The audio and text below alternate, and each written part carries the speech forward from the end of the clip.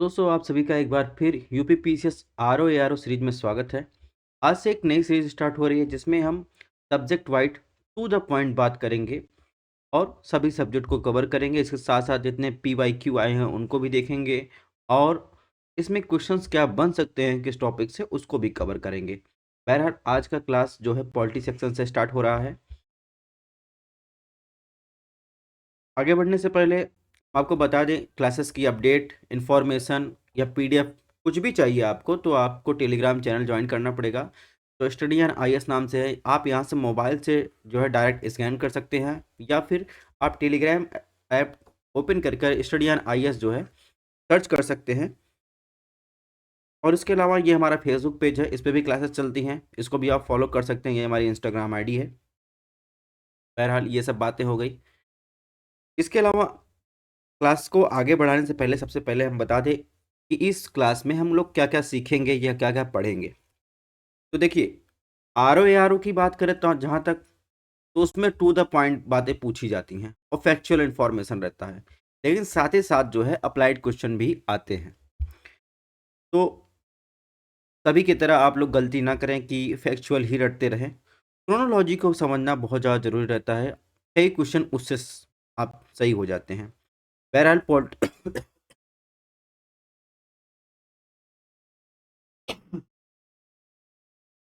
Sorry. तो हम लोग बात कर रहे थे कि ये पॉलिटी का सेक्शन है, तो इसमें हम लोग सबसे पहला जो क्लास स्टार्ट करेंगे उसमें हम जो इम्पोर्टेंट जो है कॉन्स्टिट्यूशन रिफॉर्म हुए हैं उसको देखेंगे। और ये संवैधानिक सुधार जो हुए हैं उसको हम 3 कैटेगरी में डिवाइड करके देखेंगे। सबसे पहले थोड़ा सा हम लोग जो है ब्रीफ हिस्ट्री, ऐतिहासिक पृष्ठभूमि देखेंगे कि क्यों ये संवैधानिक सुधार की आवश्यकता हुई। ठीक है। उसके बाद अंग्रेजों या ब्रिटिश शासनकाल में, यानी जब से स्टार्ट हुआ 1773 से 1857 की क्रांति तक जो है जो संवैधानिक सुधार हुए उनको देखेंगे। उसके बाद जब ब्रिटिश क्राउन में डायरेक्ट हाथ में चला गया प्रशासन भारत का, वहां से 1858 से लेकर 1947 यानी भारत की आज़ादी मिलने तक हम लोग ये रिफॉर्म देखेंगे। और जहाँ तक ऐतिहासिक पृष्ठभूमि की बात है तो उसमें वर्ल्ड लेवल पर थोड़ी सी चर्चा करेंगे कैसे क्या गतिविधियां रही, फिर इंडिया की बात कर लेंगे थोड़ा सा। ठीक है।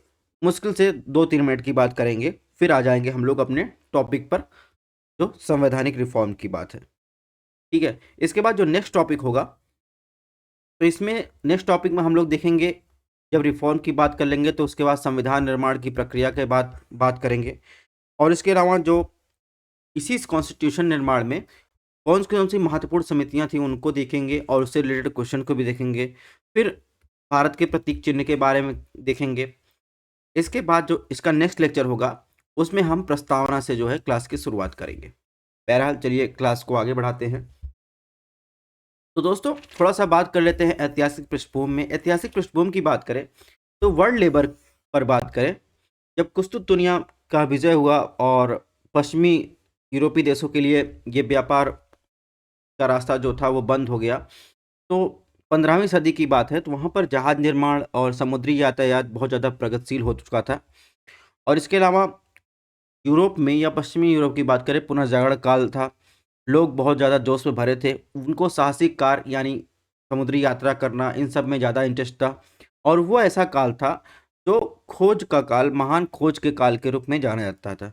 इसमें जो सबसे पहला कदम उठाया था तो पुर्तगाल और स्पेन के लोगों ने उठाया था। वहाँ पर जो है सरकारों का उनको समर्थन था, उनको फंडिंग की गई, तो वो लोग जो है खोज, नए रास्तों की खोज की तरफ निकले। ईस्ट इंडीज कहते थे इधर के साइड को। ठीक है। उन खोज को रूप में निकले, मसालों की खोज के रूप में निकले, नए व्यापार के तलाश में निकले। तो सबसे पहला प्रयास जो है आप देखेंगे तो पुर्तगाल ने उठाया। ठीक है। तो उसमें देखेंगे तो कोलंबस जो था वो ईस्ट इंडीज की खोज में निकला, लेकिन गलती से जो है यात्रा करते करते वो पहुंच गया अमेरिका की खोज कर लिया 1492 में। इसके बाद फिर आप देखेंगे फिर एक खोज की पुर्तगाल में देखेंगे, पुर्तगाल में खोज स्टार्ट हुई 1498 में। तो उसके बाद पुर्तगाल में जो खोज स्टार्ट हुई तो उसने जो है पूरा अंतरीप के जो है यानी अफ्रीका की बात कर रहे हैं, तो उसको पूरा खोज करके ये भारत पहुंचा कालीकट पर। यहाँ से मसालों का उसने बहुत बड़ा जखीरा उठाया और पश्चिमी यूरोप की बात करें या स्पेन पुर्तगाल में आकर भेजा तो उससे 60 गुना की लाभ की प्राप्त हुई। तो ये जो है प्रारंभिक काल कहे जा सकते हैं अंग्रेजों के, या फिर जो भी ब्रिटिश कंपनियां थी वो भारत में आई। लालच पहले ट्रेड था, बाद में ब्रिटिश यानी ईस्ट इंडिया कंपनी जो था उनका अस्थायित्व शासन करने के रूप में आया। ठीक है। इसके बाद भारत में कई सारी कंपनियां आई, इनके बारे में हम लोग चर्चा नहीं करेंगे। बात करेंगे कि कैसे जो ईस्ट इंडिया कंपनी है वो 1600 ईस्वी में जब भारत में आई उसके बाद से कैसे स्थायित्व हुआ, तो थोड़ा सा ब्रीफ हिस्ट्री जान लेंगे। तो बैटल ऑफ प्लौसी हुआ 1757 में।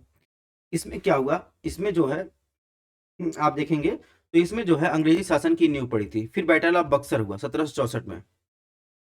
इसमें पूरी तरह आप देखेंगे तो अंग्रेजों का शासन हो गया, विशेषाधिकार हो गया। ठीक है। Battle of Plassey.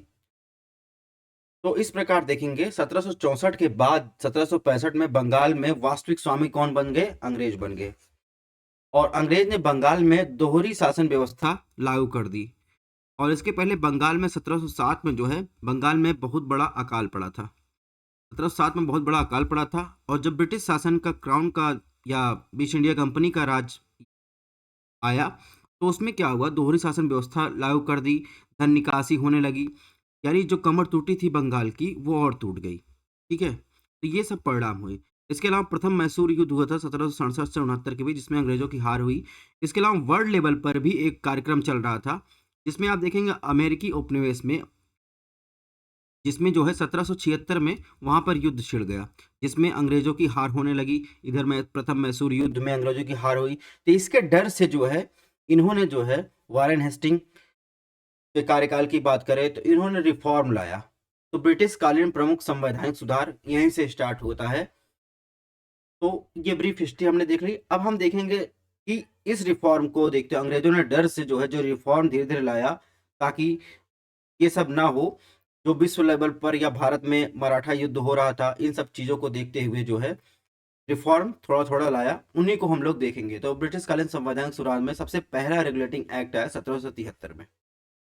अब 1773 का जो रेगुलेटिंग एक्ट है उसकी क्या विशेषता थी, इसमें हम लोगों को देखना है उसकी क्या विशेषता थी और इसमें देखने की जरूरत है कैसे क्वेश्चन पूछे जाते हैं।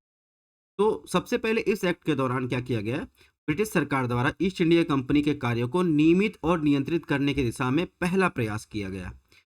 और इसी एक्ट के द्वारा आप देखेंगे बंगाल के गवर्नर जनरल को बंगाल का गवर्नर जनरल बना दिया गया।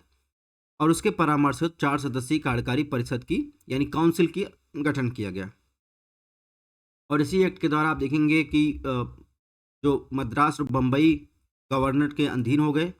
और 1773 के रेगुलेटिंग एक्ट के तहत आप देखेंगे तो भारत का प्रथम गवर्नर जनरल वॉरेन हेस्टिंग बनाए गए। तो ये सब फैक्चुअल इन्फॉर्मेशन आपको आरओ के लिए याद रखना है। और 1773 के रेगुलेटिंग एक्ट के तहत ही 1774 में कलकत्ता में एक सुप्रीम कोर्ट की स्थापना भी की गई थी। ध्यान से सुनिएगा, दिमाग को एकाग्रचित करके सुनिएगा। ये चीजें जो बता रहे हैं ऐसे ही क्वेश्चन पूछे जाएंगे। ठीक है। बहुत सारे क्वेश्चन रिपीट भी हुए हैं। तो आपको पूछा जाए अगर कलकत्ता सुप्रीम कोर्ट में स्थापना कब की गई थी, किस एक्ट के द्वारा, तो आपको बताना है 1773 का रेगुलेटिंग एक्ट।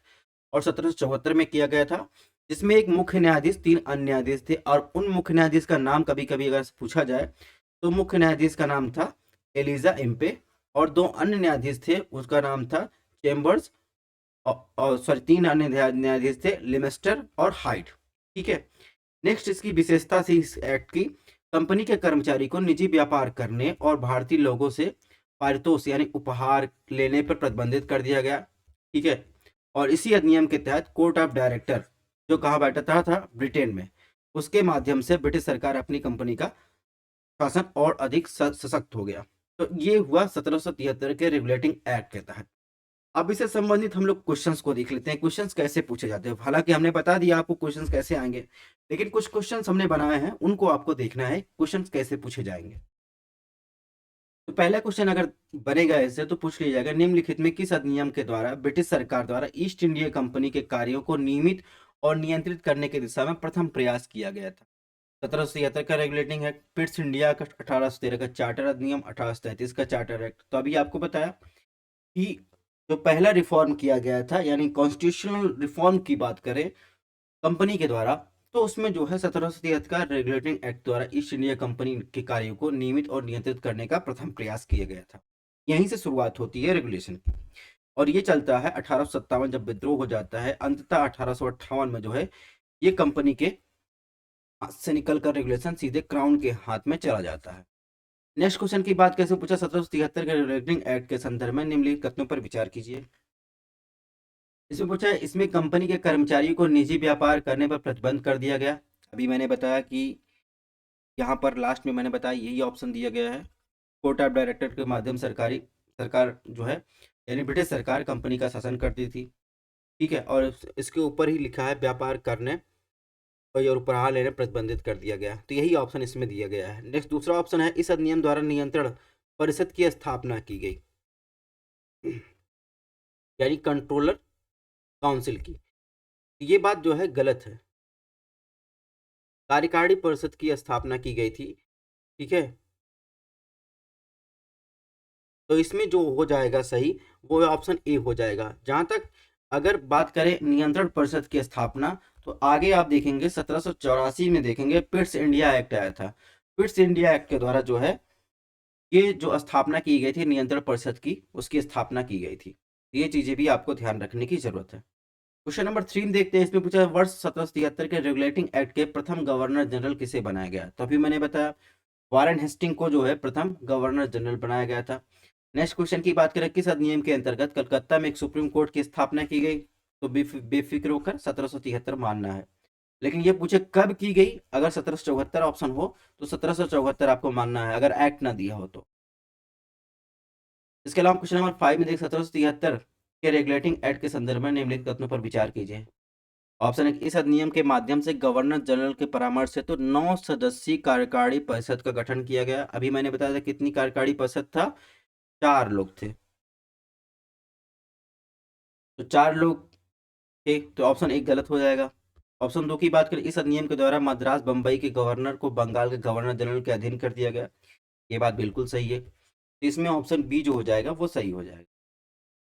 अब पढ़ेंगे हम लोग 1784 का पिट्स इंडिया एक्ट। तो इसमें क्या क्या विशेषता थी, टू द पॉइंट क्लास है। ठीक है, ज्यादा डिस्कस नहीं करेंगे। जो चीज आपको एग्जाम में क्वालिफाई करवा दे, आपको टीचर नहीं बनना है, आपको ज्ञाता नहीं बनना, टू द पॉइंट पढ़िए, निकलिए और एग्जाम देके आइए। नहीं तो ज्यादा पढ़ने के चक्कर में ना जो इंपॉर्टेंट रहेगा वो भी छूट जाएगा। तो 1784 का पिट्स एक्ट में क्या क्या विशेषता थी। तो दूसरी लाइन देखिए, इसके तहत भारत में कंपनी के अधीन क्षेत्र पहली बार ब्रिटिश आधिपत्य का क्षेत्र कहा जा गया। ये पॉइंट आपको ध्यान रखना है। फिर इसके बाद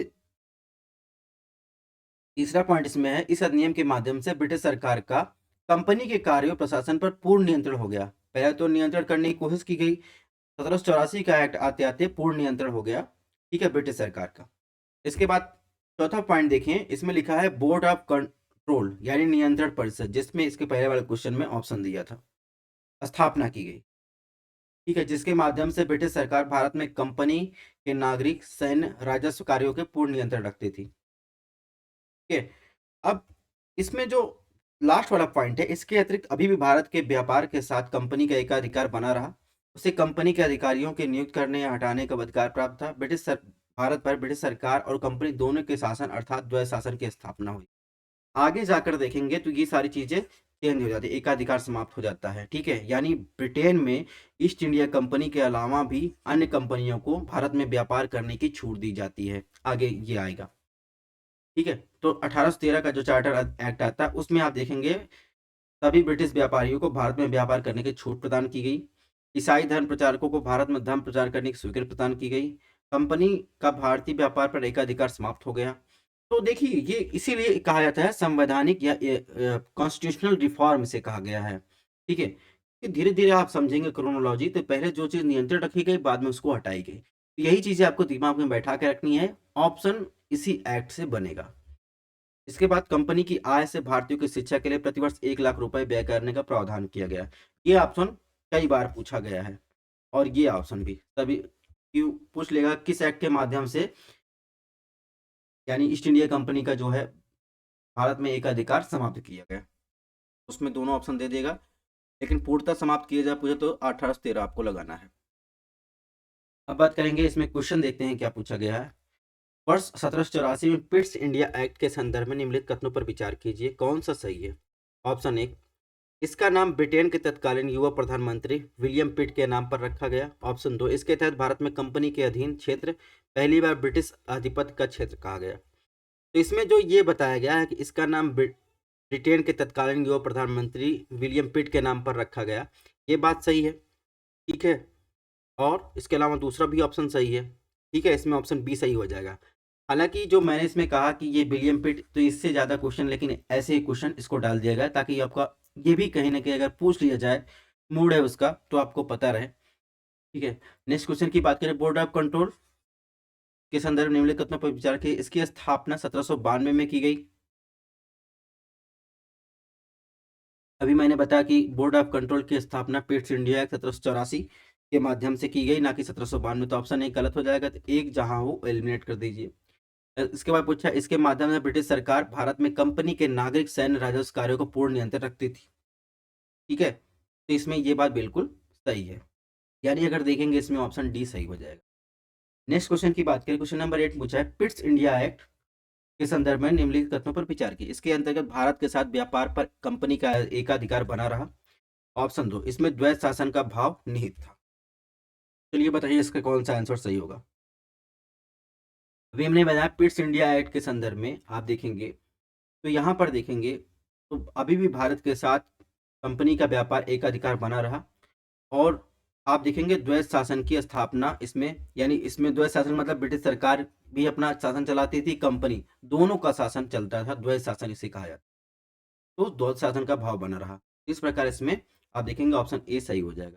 क्वेश्चन नंबर 9 की बात करें, इसमें पूछा है, किस अधिनियम के तहत भारत में कंपनी के अधीन क्षेत्र को पहली बार ब्रिटिश आधिपत्य का क्षेत्र कहा गया। तो अभी हमने बताया कि पिट्स इंडिया एक्ट की बात की 1784, इसके अंतर्गत ही भारत में कंपनी के अधीन क्षेत्र को पहली बार जो है ब्रिटिश आधिपत्य का क्षेत्र कहा गया, ठीक है।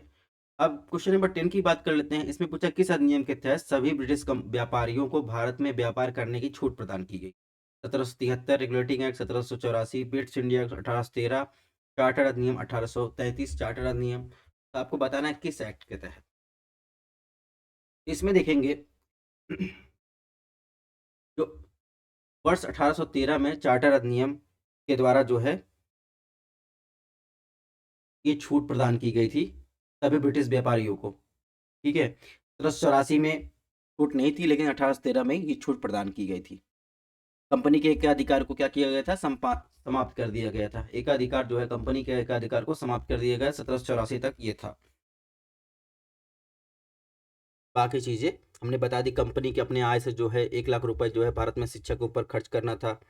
और इसके अलावा अगर बात करें तो ईसाई धर्म के प्रचारकों को भारत प्रवेश दिया गया, ठीक है। क्वेश्चन नंबर 12 की बात करते हैं, 11 बाद में डिस्कस कर लेंगे, आगे है। वर्ष 1813 के चार्टर अधिनियम के संदर्भ में निम्नलिखित कथनों पर विचार कीजिए। इस अधिनियम के द्वारा कंपनी की आय से भारतीयों की शिक्षा के लिए प्रतिवर्ष 1 लाख रुपए का प्रावधान किया गया। ये बातें पढ़ी हमने। इसके बाद इसके तहत सर्वप्रथम सिविल सेवकों के चयन हेतु खुली प्रतियोगिता का आयोजन प्रारंभ करने का प्रावधान किया गया था। तो इसमें जो है ऑप्शन एक ही सही, ऑप्शन दो जो है गलत है, क्योंकि आप देखेंगे इसके तहत सर्वप्रथम सिविल सेवकों के जो खुली प्रतियोगिता का आयोजन आप देखेंगे तो 1833 का चार्टर एक्ट आया था, उसमें ये प्रावधान था। हालांकि जो है बोर्ड ऑफ डायरेक्टर जो थे उनके विरोध में ये करने पे ये वापस ले लिया गया था, लेकिन आपको ध्यान रखना सिविल सेवकों के लिए खुली प्रतियोगिता का आयोजन 1833 के चार्टर एक्ट में किया गया था, ठीक है। अब हम लोग पढ़ते हैं 1833 का चार्टर। तो इसमें देखिए क्या क्या विशेषता है 1833 के चार्टर एक्ट में। इस अधिनियम के तहत बंगाल के गवर्नर जनरल को अब भारत का गवर्नर जनरल बना दिया गया। तो ये ध्यान रखना, 1833 का जो चार्टर एक्ट था, सबसे पहले 1773 में वारेन हेस्टिंग आए, बंगाल के गवर्नर जनरल बने, बम्बई और मद्रास की प्रेसिडेंसी उसके अंतर्गत आ गई। उसके बाद क्या हुआ, पहली बार 1833 का चार्टर एक्ट की बात करें तो पहली बार भारत का गवर्नर जनरल कहा जाने लगा बंगाल का गवर्नर जनरल। और भारत के प्रथम गवर्नर जनरल की बात करें तो वो लॉर्ड विलियम बेंटिक बने, ये भी तो आपको ध्यान रखना है। और इस अधिनियम के तहत आप देखेंगे तो मद्रास बम्बई के गवर्नरों को विधायिका संबंधी शक से वंचित कर दिया गया और भारत के गवर्नर जनरल को संपूर्ण ब्रिटिश भारत की विधायिका के असीमित अधिकार प्रदान किए गए। इस अधिनियम के तहत ईस्ट इंडिया कंपनी को विशुद्ध रूप से प्रशासनिक निकाय बना दिया गया और इसी एक्ट के तहत सर्वप्रथम सिविल सेवकों के लिए खुली चयन प्रतियोगिता का आयोजन किया गया। किंतु अभी मैंने बताया कि बोर्ड ऑफ जो डायरेक्टर हैं उनके विरोध का ये प्रावधान जो है लागू ही नहीं हो सका और इसी एक्ट में देखेंगे गवर्नर जनरल की परिषद में एक चौथा सदस्य विधि विशेषज्ञ जोड़ा गया और प्रथम विधि विशेषज्ञ सदस्य थे मैकाले। इसके बाद आया 1853 चार्टर एक्ट। इसके अंतर्गत क्या किया गया? इसके अंतर्गत पहली बार गवर्नर जनरल परिषद में विधायी और प्रशासनिक कार्यों को पृथक कर दिया गया। इसके पहले क्या था? तो सारा विधायी और प्रशासनिक कार्य गवर्नर जनरल करता था। 1853 में क्या किया गया? अलग अलग कर दिया गया और इसी एक्ट के तहत सिविल सेवकों की भर्ती हेतु तो खुले चयन प्रतियोगिता का शुभारंभ किया गया था जो 1833 के चार्टर एक्ट में लागू नहीं हो सका था और इसमें जो है सिविल सेवा में भारतीय नागरिक भी भाग ले सकते थे और इसी अधिनियम के तहत पहली बार भारतीय केंद्रीय विधान परिषद में स्थानीय प्रतिनिधित्व प्रारंभ किया गया और विधि सदस्य को गवर्नर जनरल परिषद का पूर्ण सदस्य बना दिया गया। तो ये रिफॉर्म धीरे धीरे समय के साथ होते गए।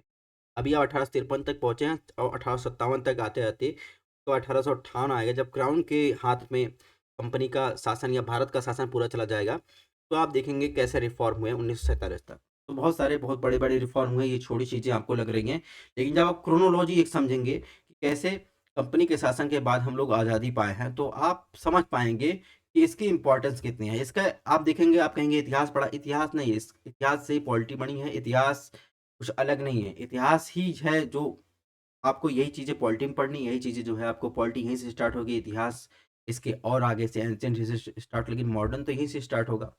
बहरहाल अब इसमें देखते हैं, क्वेश्चन बनाया गया है कि वर्ष 1833 के चार्टर एक्ट के संदर्भ में निम्नलिखित कथनों पर विचार कीजिए। ऑप्शन 1, इस अधिनियम के तहत बंगाल के गवर्नर जनरल को भारत का गवर्नर जनरल बना दिया गया।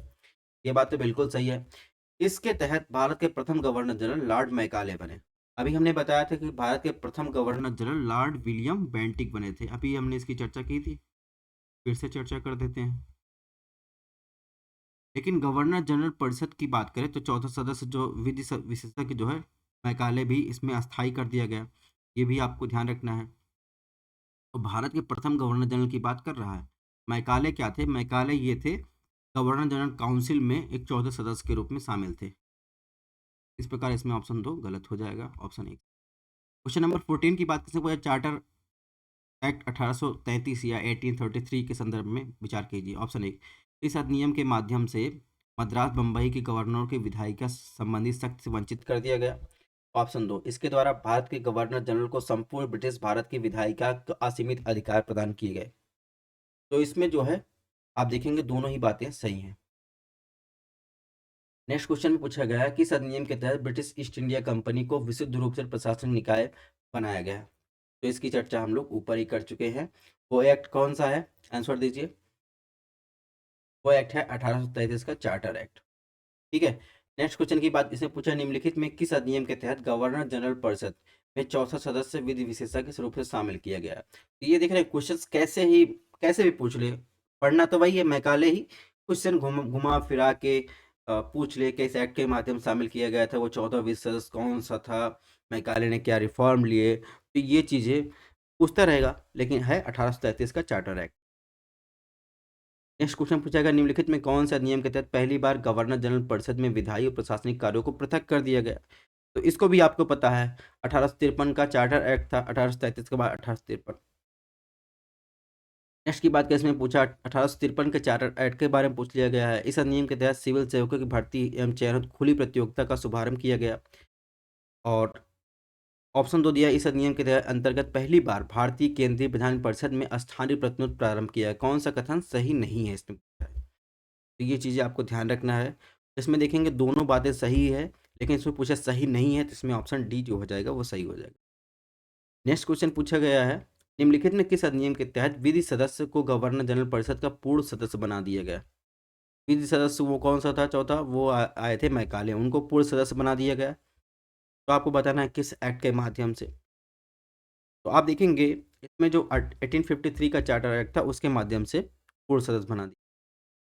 अब थोड़ा सा फैक्ट्स देख लेते हैं, सिविल सेवा संबंधी कुछ प्रमुखता से देख लेते हैं। तो सिविल सेवा के लिए 1854 में मैकाले समिति का गठन किया गया। पहले भारतीय सिविल सेवक सत्येंद्रनाथ टैगोर थे। ये सब आप नोट करते चलिएगा, पीडीएफ मैं अपने टेलीग्राम चैनल पर स्टडी IAS पर शेयर कर दूंगा, वहाँ से आप लोग इसको जरूर पढ़ लीजिएगा। वे सिविल सेवा में 1863 में चयनित हुए। दूसरे जो भारतीय थे वो रमेश दत्त थे, उनका चयन हुआ था 1869 में। 1886 में लॉर्ड डफरिन ने लोक सेवाओं में एचसन समिति का गठन किया गया। तो एचसन समिति किससे संबंधित है? सिविल सेवा से संबंधित है। सुभाष चंद्र बोस सिविल सेवा में 1920 में चयनित हुए थे, किंतु एक वर्ष के अंदर ही उन्होंने अपना इस्तीफा दे दिया। 1935 के अधिनियम के तहत केंद्रीय स्तर पर संघीय लोक सेवा आयोग और प्रांतीय स्तर पर प्रांतीय लोक सेवा आयोग की स्थापना की गई। ठीक है, यानी वो स्टेट पब्लिक सर्विस कमीशन की स्थापना की बात कर रहा है, तो 1935 में की गई थी।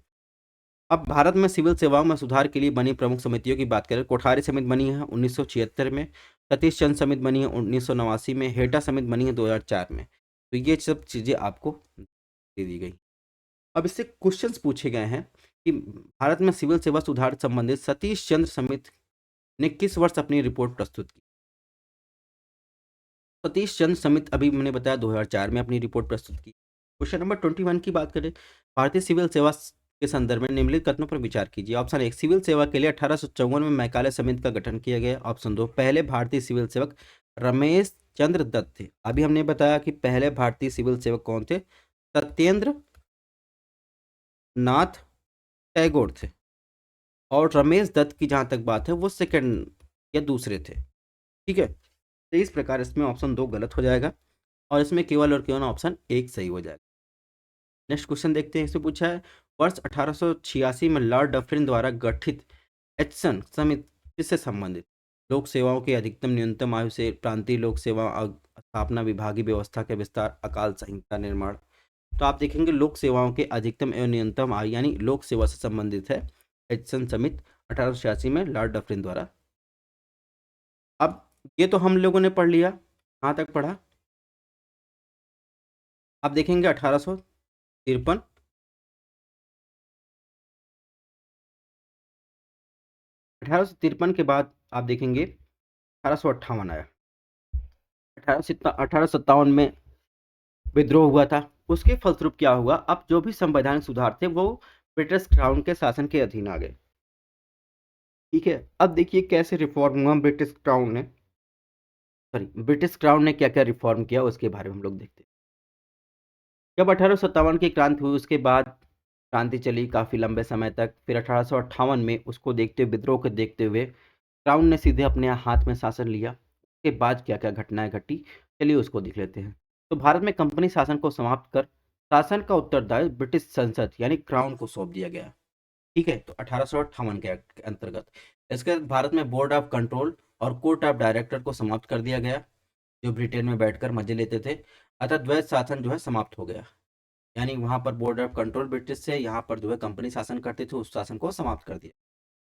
थर्ड हुआ, इसमें ब्रिटिश सामग्री की ओर से भारतीय प्रशासन का संचालन राज्य सचिव द्वारा किया जाना था, जिसकी सहायता के लिए 15 सदस्यीय सलाहकार परिषद का गठन किया गया। भारत के गवर्नर जनरल का नाम अब क्या कर दिया, वायसराय यानी क्राउन का प्रतिनिधि कर दिया गया, और भारत के सचिव की आज्ञा के अनुसार उसके कार्य करने के लिए बाध्य कर दिया गया। यानी अब तक जो जो गवर्नर जनरल था वो मनमानी करता था, अब जो भारत का सचिव होगा उसके आज्ञा के अनुसार कार्य करेगा। इस प्रकार आप देखेंगे भारत का प्रथम वायसराय आप देखेंगे तो लॉर्ड कैनिंग बना भारत का प्रथम वायसराय। ठीक है, और लॉर्ड विलियम बेंटिक जो थे भारत के प्रथम गवर्नर जनरल थे। ये चीज़ें आपको ध्यान रखनी।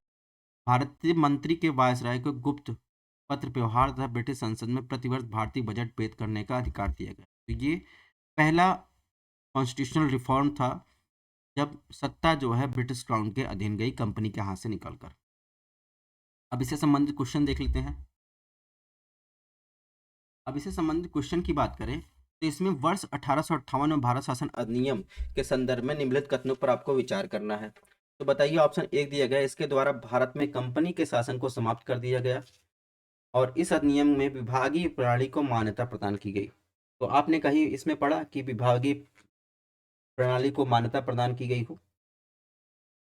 नहीं पढ़ा, ये ऑप्शन सही नहीं होगा। अब विभागीय प्रणाली की मान्यता की बात करें तो ये कब प्रदान किया गया है? 1858 में नहीं, 1861 का एक्ट है। और लॉर्ड कैनिंग द्वारा जो है 1859 में जो है विभागीय प्रणाली का प्रारंभ किया गया। ठीक है, इस प्रकार इसमें केवल और केवल आप देखेंगे ऑप्शन, इसमें पूछा कौन सा कथन सही नहीं है ना, तो इसमें ऑप्शन 2 सही हो जाएगा, यानी ऑप्शन डी। फिर पूछा गया को 25 में 1858 भारत शासन अधिनियम के संदर्भ में निम्नलिखित तथ्यों पर विचार कीजिए। ऑप्शन 1, इस अधिनियम के द्वारा भारतीय गवर्नर जनरल का नाम वायसराय कर दिया गया। ऑप्शन 2, इसके तहत board of control court of director को समाप्त कर दिया गया। बात बिल्कुल सही है।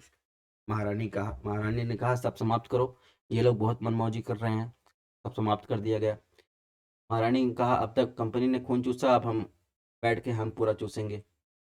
ठीक है, बहरहाल लोक सपाट। फिर आया 1861 का भारतीय परिषद अधिनियम। ठीक है, तो आप देखेंगे इसमें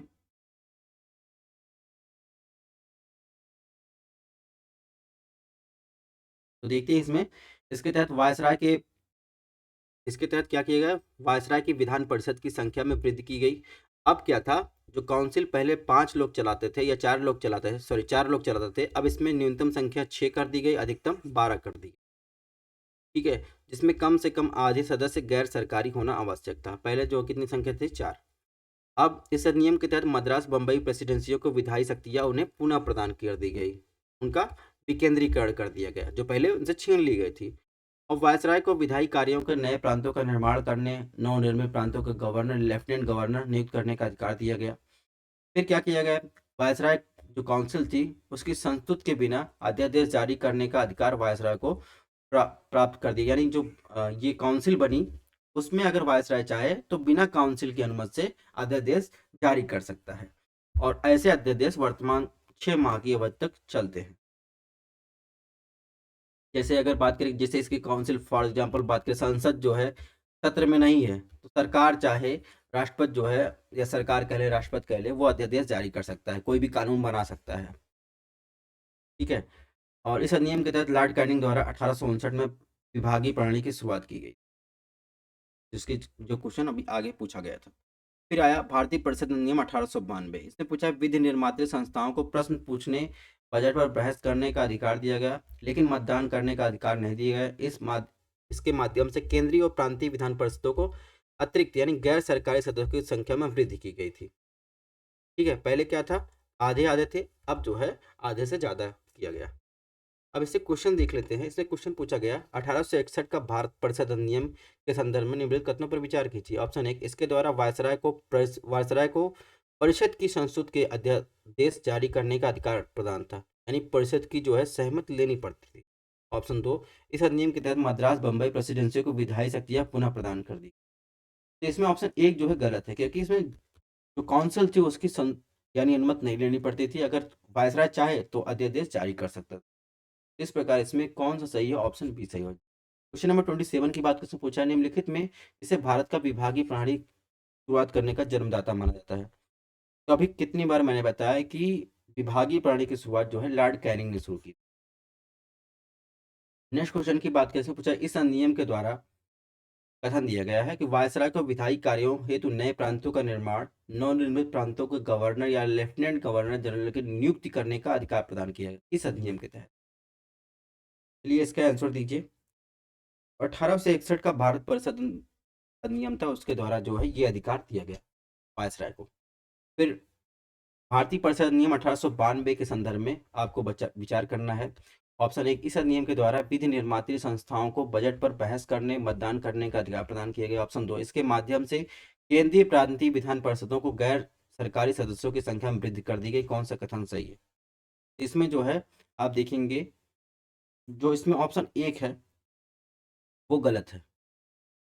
मतदान करने का अधिकार नहीं दिया गया था, बजट पर बहस कर सकते थे, ये अधिकार दिया गया था। बाकी ऑप्शन 2 जो है वो सही है। इस प्रकार इसमें ऑप्शन डी जो हो जाएगा सही हो जाएगा। अब मार्ले मेंटो सुधार पढ़ते हैं। तो लॉर्ड मार्ले कौन थे? वो भारत के सचिव, राज्य सचिव थे। और मिंटो कौन थे? वायसराय थे। दोनों मिलकर जो है एक रिफॉर्म लेके आए, जिसे कहा या पार्लियामेंट सुधार या भारतीय परिषद अधिनियम 1909। और यह सुधार जो था 1906 में आगा खां के नेतृत्व में मुस्लिम प्रतिनिधिमंडल द्वारा वायसराय लॉर्ड मिंटो से पृथक निर्वाचन प्रणाली के यानी सिस्टम के अपनाने हेतु किया गया था। तो पहला पृथक निर्वाचक मंडल की जो बात आई थी 1906 में भारतीय परिषद अधिनियम 1909 में किया गया था। बाद में बहुत ज्यादा विरोध भी हुआ था। इसके प्रावधान देख लेते हैं। केंद्रीय और प्रांतीय परिषदों में सदस्यों की संख्या में वृद्धि कर दी गई। मुस्लिम समुदाय को पहली बार पृथक निर्वाचक मंडल की यानी पृथक जो इलेक्शन सिस्टम था वो व्यवस्था किया गया। वायसराय की कार्यकारिणी में एक भारतीय सदस्य की नियुक्ति करने का प्रावधान किया गया। इसमें प्रथम भारतीय सदस्य थे सत्येंद्र सिन्हा। इस अधिनियम के माध्यम से विधान परिषदों में विचार विमर्श के विषयों में वृद्धि की गई। उदाहरण के लिए जैसे लोकहित के विषय पर संकल्प प्रस्तावित करना, ये सब शामिल किया गया। तो आपको जो की पॉइंट ध्यान रखना है, पहली बार जो है पृथक निर्वाचक व्यवस्था यानी मंडल की शुरुआत जो है 1909 पार्लियामेंटो सुधार में किया गया। ठीक है। और 1906 में इसे आगा खां के नेतृत्व में मुस्लिम प्रतिनिधिमंडल द्वारा वायसराय के पास लाया गया था। अब इससे संबंधित क्वेश्चन देख लेते हैं। जैसे जब पूछा है कि पार्लियामेंटो सुधार के माध्यम से वायसराय की कार्यकारिणी में एक भारतीय सदस्य की नियुक्ति करने का प्रावधान किया गया। ऑप्शन 2, वायसराय की कार्यकारिणी में नियुक्त प्रथम भारतीय सदस्य आगा खां थे। ये बात गलत है। आगा खां 1906 में जो पृथक निर्वाचक मंडल का प्रस्ताव लेकर अंग्रेजों के पास या पार्लियामेंटो के पास गए थे। ठीक है। जहां तक इसमें बात है कि कार्यकारिणी परिषद में प्रथम भारतीय जो नियुक्त कर वो उनका नाम था सत्येंद्र सिन्हा। सत्येंद्र जी थे जो पहले कार्यकारिणी परिषद में जो है प्रथम भारतीय नियुक्त हुए थे। इस प्रकार देखेंगे इसमें ऑप्शन ए। नेक्स्ट क्वेश्चन देखें। इसमें पूछा निम्नलिखित में किस विधान द्वारा सर्वप्रथम मुस्लिम समुदाय को पहली बार पृथक निर्वाचक मंडल की व्यवस्था। ध्यान रखना, भारतीय परिषद अधिनियम 1909 या पार्लियामेंटो रिफॉर्म। उसके बाद पार्लियामेंटो रिफॉर्म तो आया, विरोध भी हुआ। फिर बहुत विरोध होने के बाद जो है 1919 में यानी लगभग 10 साल बाद जो है मॉन्टेग्यू चेम्सफोर्ड रिफॉर्म आया, जिसे कहते हैं भारत शासन अधिनियम 1919। मॉन्टेग्यू कौन थे? भारत के सचिव थे। लॉर्ड चेम्सफोर्ड वायसराय थे। आप देख रहे होंगे कि इसमें जो है दोनों का नाम आता है, यानी भारत का सचिव भी और वायसराय दोनों आते। पहले वायसराय ही सारा निर्णय या जिसे गवर्नर जनरल कहते थे, अब वायसराय जो है भारत के सचिव के साथ काम करता है। तो बहरहाल इसमें देखते हैं, ये 1921 में लागू हुआ। इसके प्रमुख प्रावधान, प्रांतों में द्वैत शासन की फिर से शुरुआत हुई। वायसराय की कार्यकारी परिषद में 6 सदस्यों और 3 भारतीय होना अनिवार्य कर दिया गया। लंदन में भारत के उच्चायुक्त कार्यालय का सृजन किया गया। इस अधिनियम के अंतर्गत एक वैधानिक आयोग का गठन किया गया। ठीक है। प्रथम बार राज्य विधानसभाओं में अपना बजट बनाने का अधिकार दिया गया। सांप्रदायिक आधार पर पृथक निर्वाचन को विस्तारित करके, पहले तो मुस्लिम थे 1909 में, अब 1919 में बांटो और राज करो के आधार पर ईसाइयों, आंग्ल भारतीयों, यूरोपियों को भी शामिल कर लिया गया, यानी उनके लिए भी पृथक निर्वाचक मंडल की स्थापना की गई। तो ये अंग्रेजों की पॉलिसी थी। 1757 के बाद 1758 आया, तो वहाँ से जो है बांटो और राज करो की नीति पहले भी करते थे, उसके बाद ये इंटेंसिटी बढ़ती गई। तो ये आ गया अपना कॉमनल जो है इलेक्शन सिस्टम। ठीक है। तो ये नोट से दिया गया है। प्रांतीय शासन की बात की है। प्रांतीय कार्यकारी परिषद में आप देखेंगे गवर्नर प्लस कार्यकारी सदस्य और इसके बाद गवर्नर और मंत्रीगण। फिर प्रांतीय विषय में देखेंगे आरक्षित विषय शामिल कर दिए। सभी महत्वपूर्ण विषय, कानून बनाने का एवं व्यवस्था, वित्त, भू राजस्व की बात, जिसका संचालन गवर्नर और कार्यकारी परिषद करती थी। और कार्यकारी परिषद जो है गवर्नर से परामर्श लेती थी। ठीक है। और कार्यकारी परिषद के सदस्य विधायिका के प्रति उत्तरदायी नहीं होते। और हस्तांतरण यानी ट्रांसफर विषय में आप देखेंगे गैर महत्वपूर्ण विषय, स्थानीय स्वशासन, स्वच्छता, स्वास्थ्य दिए गए, जिसका संचालन गवर्नर प्लस भारतीय मंत्री करते थे और भारतीय मंत्री गवर्नर से परामर्श लेते थे। अब इससे संबंधित कुछ क्वेश्चन देखते हैं। इसमें पूछा है किस अधिनियम के तहत पहली बार उत्तरदायी शासन शब्द का उल्लेख किया गया। चलिए बताइए किस एक्ट के द्वारा उत्तरदायी शासन का उल्लेख किया गया। तो इसमें जो मॉन्टेगू चेम्सफोर्ड रिफॉर्म आया, भारत शासन अधिनियम 1919, उसके द्वारा जो है किया गया था। नेक्स्ट क्वेश्चन की बात करें, पार्लियामेंट सुधार के प्रमुख प्रावधानों के संदर्भ निम्नलिखित कथनों पर विचार कीजिए। ऑप्शन 1, इस अधिनियम के माध्यम से केंद्रीय और प्रांतीय परिषदों के सदस्यों की संख्या में वृद्धि की गई थी। ऑप्शन 2, इस अधिनियम के माध्यम से विधान परिषदों में विचार विमर्श के विषयों में वृद्धि की गई थी। कौन सा कथन सही है? तो इसमें बहरहाल अभी हमने पढ़ा कि दोनों सही है। ठीक है, जो सब्जेक्ट थे उस पे जो है वृद्धि की गई थी, और इसके माध्यम से केंद्रीय और प्रांतीय परिषदों में सदस्यों की संख्या में भी वृद्धि की गई। नेक्स्ट क्वेश्चन की बात करें, मॉन्टेग्यू चेम्सफोर्ड रिफॉर्म प्रमुख प्रावधानों के संदर्भ में निम्नलिखित कथनों पर विचार कीजिए। ऑप्शन 1, इसके तहत केंद्र में द्वैध शासन की शुरुआत की गई। ऑप्शन 2, अधिनियम के अंतर्गत एक वैधानिक आयोग का गठन किया। तो अगर बात करें केंद्र में, जो इसमें लिखा है केंद्र में द्वैध शासन की शुरुआत की गई, अभी हमने पढ़ा कि ये केंद्र में नहीं था बल्कि कहाँ था, प्रांत में था, वहां पर द्वैध शासन की शुरुआत की गई थी। तो इस प्रकार आप देखेंगे इसमें ऑप्शन बी सही हो जाएगा। 35 में देखेंगे, भारत शासन अधिनियम 1919 या मॉन्टेग्यू चेम्सफोर्ड रिफॉर्म के माध्यम से सांप्रदायिक आधार पर पृथक निर्वाचन को विस्तारित करके किस किस को शामिल किया गया? ईसाई, आंग्ल भारतीय, दलित। कौन सा ऑप्शन सही है? तो ईसाई को शामिल किया गया था, ये बात बिल्कुल सही है। ठीक है, आंग्ल भारतीय को, यूरोपीय लोगों को भी, दलित को भी, सबको शामिल किया गया था इसमें विस्तार करके। 1909 में तो मुस्लिम ही शामिल थे। तो इस प्रकार इसमें देखेंगे ऑप्शन 1 और 2। नेक्स्ट क्वेश्चन देखेंगे, वर्ष 1919 में मॉन्टेगू चेम्सफोर्ड रिफॉर्म के संदर्भ में मॉन्टेगू थे। अभी हमने बताया कि मॉन्टेगू क्या थे।